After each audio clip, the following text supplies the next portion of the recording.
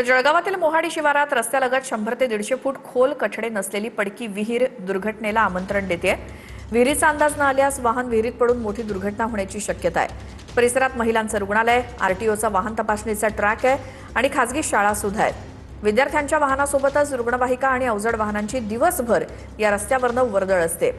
त्यामुळे प्रशासन मोठ्या दुर्घटनेची वाट पाहत आहे का असा सवाल उपस्थित होतोय।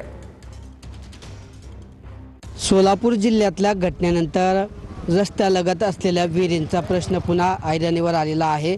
आपण आता जळगावच्या मोहाडी शिवारामध्ये आहोत आणि या शिवारामध्ये देखील रस्त्यालगत या ठिकाणी उघडी विहीर आहे आणि त्या विहिरीला कुठलाही कठडा या ठिकाणी पाहायला मिळत नाही आहे।